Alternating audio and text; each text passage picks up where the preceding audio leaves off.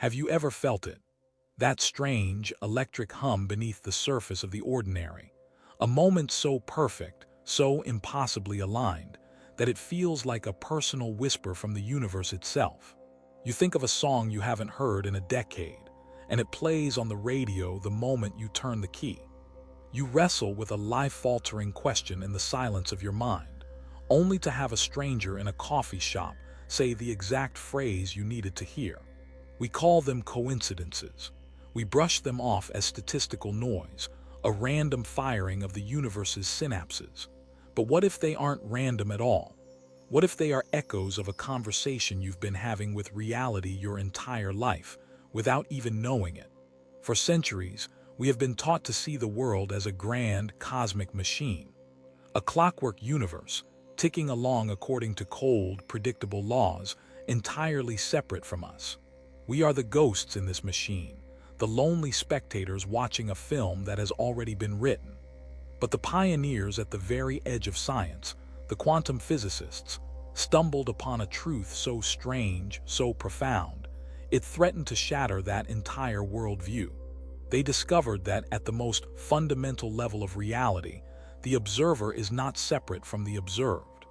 The simple act of looking at something, of measuring it, changes what is being looked at. A particle is not a thing, but a wave of infinite possibilities until a conscious observer looks. And in that moment of observation, a single reality collapses out of the endless potential. This isn't philosophy. This is the bedrock of the modern world, and it carries an implication so vast we have barely begun to comprehend it. If our attention can shape the fabric of reality in a laboratory, what is it doing to the fabric of our lives every single day? This is the strange and powerful evidence that your consciousness is not just living in the universe. It is helping to create it. Let's travel back to the early 20th century, to the office of the brilliant, yet troubled psychoanalyst Carl Jung. He was treating a patient who was trapped in a fortress of her own logic, her hyper-rational mind blocking any therapeutic progress. She was telling Jung about a powerful dream she'd had, a dream in which she was given a golden scarab, an ancient Egyptian symbol of rebirth. As she was describing this beautiful, impossible jewel, Jung heard a gentle tapping at the window. He turned, opened it, and a beetle flew into the room. He caught it in his hand. It was not just any beetle. It was a scarabaeid beetle, the closest thing to a golden scarab you could find in that part of the world. He walked over to his patient and opened his hand. "Here," he said, "is your scarab." The woman was stunned into silence. Her logical fortress was breached. From that moment on, her therapy progressed and her life was transformed. Jung called this phenomenon synchronicity, an acausal connecting principle, a meaningful coincidence. It wasn't that her dream caused the beetle to appear, or that the beetle caused the dream. It was that both the inner world of her mind and the outer world of physical reality had momentarily resonated at the same frequency, weaving themselves together into a single, meaningful event. How many times has this happened to you? A book falls off a shelf, open to the exact page that holds the answer to your silent prayer. You feel a sudden, inexplicable urge to take a different route home, only to learn later that you narrowly avoided a multi-car pileup on your usual path. These are not just charming anecdotes. They are glimpses into the operating system of the cosmos. They suggest that consciousness and the material world are not two separate domains, but are deeply, mysteriously entangled. When your internal state, your thoughts, your emotions, your deepest questions, achieves a certain intensity, a certain clarity, it seems to send out a ripple into the quantum field. And the universe, in its infinite complexity, conspires to reflect that state back to you. The sign isn't a message from an old man in the sky. The sign is a mirror. It is reality reconfiguring itself around the energy of your awareness. It is confirming the conversation you are already having with yourself.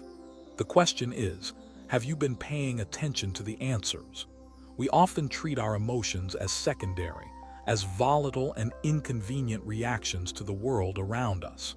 Joy, anger, fear, love, They are just weather patterns passing through the sky of our mind. But this is a profound misunderstanding of their function. Emotions are not a reaction to your reality. They are a primary creative force. Every emotion you have is a distinct vibration, a frequency you are broadcasting into the universe. Quantum physics speaks of a zero-point field, an invisible, energetic substrate that connects everything. Think of it as a cosmic ocean of pure potential. Your emotional state is like a tuning fork. When you strike it, its vibration doesn't just stay within you. It resonates outward into this ocean of potential, and it begins to organize the energy around you. When you are saturated with the feeling of gratitude, you are not just feeling thankful. You are vibrating at the frequency of abundance. And like a magnet, you begin to attract circumstances, people, and opportunities that are in harmonic resonance with that feeling. You start noticing the generosity that was always there, the doors that were always unlocked. Conversely, an internal state of chronic fear and anxiety does more than just make you miserable. It tunes you to the frequency of threat. You begin to perceive hostility where there is none, to anticipate failure, to unconsciously create the very scenarios you are afraid of. The world doesn't change. Your attunement to it does. This isn't magic. This is physics. Your emotions are the language the universe understands best. It doesn't respond to the words you say, but to the feeling, the vibration, the energy you embody. When your intention, what you think you want, is aligned with your emotion, what you truly feel, you create a state of coherence, a clear, powerful, singular signal, and the field of possibilities responds to the clarity of that signal. This is why you cannot fool the universe. You cannot stand in a storm of anxiety and expect to manifest a reality of peace. You must first become the peace you wish to see. Your emotions are not the obstacle. They are the guide. They are the compass pointing toward the reality you are in the process of creating, moment by moment. Now, let's talk about that silent, all-powerful force that is running the show from behind the scenes, your subconscious mind. We think of our conscious mind as the captain of the ship, steering our lives with logic and intention. But the conscious mind is more like a sailor on the deck, seeing only the immediate waves. The subconscious is the vast, silent current beneath the surface, a current that holds the true power and direction of the ship.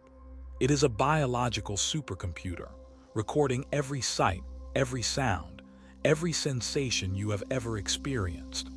More importantly, it is the home of your deepest beliefs, the core programming that was installed in you long before you were aware enough to question it. These beliefs, about your worth, about the world, about what is possible for you, are not just passive ideas.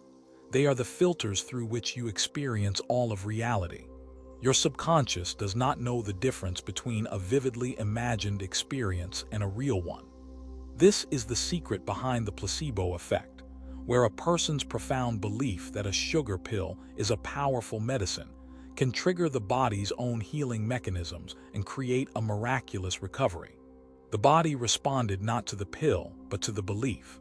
The belief, held deeply in the subconscious, reshaped biological reality. The terrifying inverse of this is the nocebo effect, where a belief that something will harm you can create real, physical symptoms of illness. Your reality is constantly adjusting to align with the stories your subconscious mind holds as true. If you hold a deep, unexamined belief that you are unworthy of love, you will unconsciously sabotage relationships, misinterpret affection as pity, and find yourself, again and again, in situations that prove your unworthiness.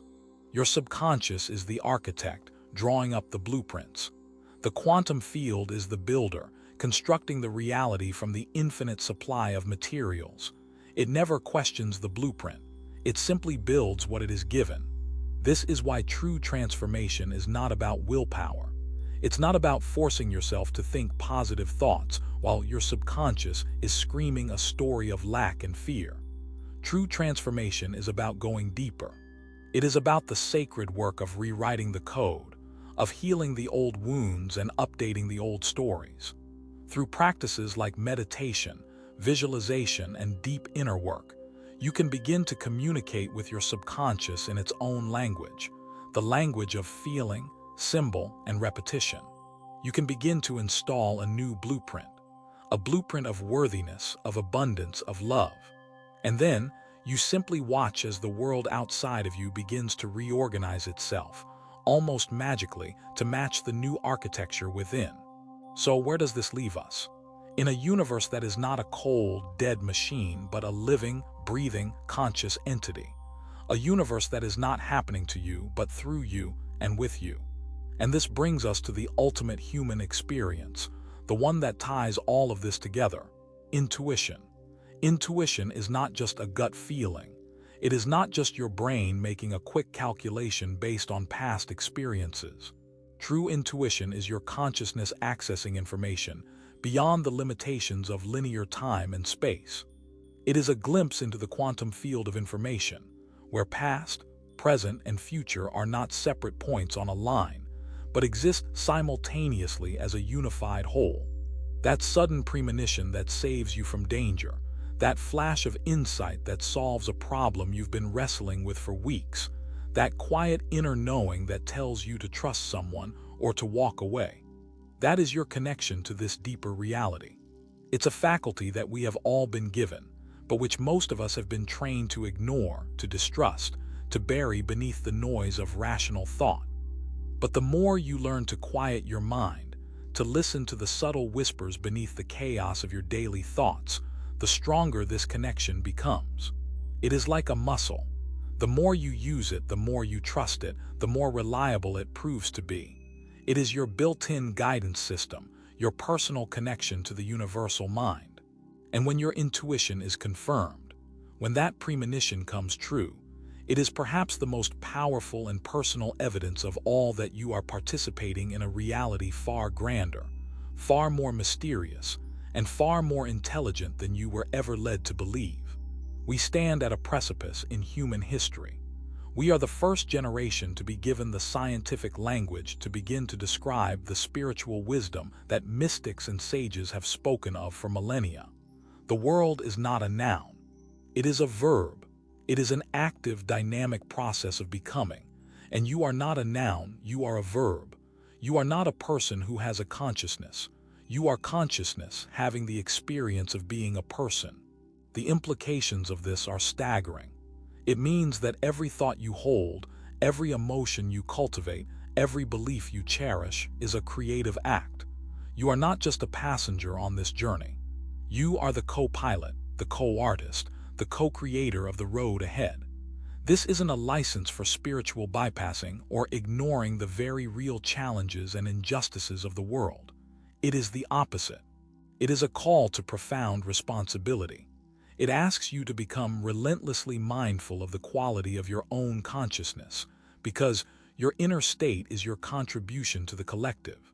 Are you broadcasting fear, or are you broadcasting love? Are you focusing on what is broken, or are you putting your precious attention on the world you wish to build? The future is not a destination we arrive at. It is a reality we are weaving in this very moment with the threads of our awareness. So observe your world with intention. Observe it with a sense of wonder. Look for the beauty, look for the kindness, look for the solutions. Because what you choose to see, you empower. What you focus on, you feed.